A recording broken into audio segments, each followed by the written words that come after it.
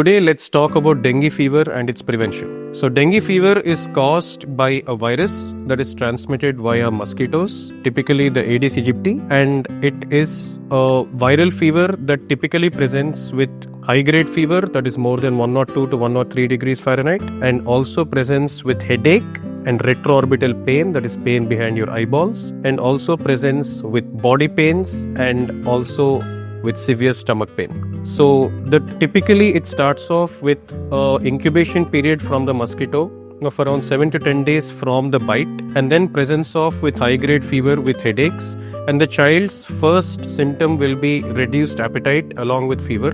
And once this happens, the child typically starts with a febrile phase that anywhere lands between 3 to 5 days, and then the child, once the fever crosses the third day, they go into a critical phase. In the critical phase, the platelets drop, the white cells drop, and the packed cell volume or the hematocrit levels of the child increase. During this time, the child may experience severe stomach pain and swelling all over the body, swelling over the face, and the child then typically, after a span of 3 days, if the hydration has been maintained, the child typically improves, which is called the recovery phase. So the diagnosis of the child is typically made from day 2 to day 3 of fever by doing a dengue NS1 antigen and also an immunoglobulin M levels, and by doing a CBP in which the hematocrit rises and the platelet counts drop and the white cells drop to below 5,000. The diagnosis of dengue is mainly by serology, that is the IgM and the NS1 antigen, and also the diagnosis can be made clinically by index of suspicion.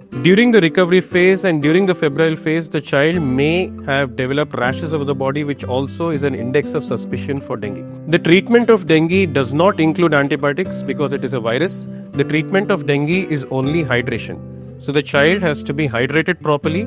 Most of the children do not require hospitalization unless the child is showing signs of severe dengue that includes puffiness of the face or severe pain abdomen, or the child is not accepting orally at all. The treatment of dengue includes, if the child is hospitalized, mostly IV fluids, that is either by crystalloids or colloids, or if it's at home, the child has to be hydrated properly and the child has to be tested for lowered platelet counts and for white cells at least alternate days. The prevention of dengue includes anti-mosquito measures, spraying malathion or like parathion around the area, or the child has to be indoors, or the child has to wear full sleeves just to prevent mosquito bites. Thank you.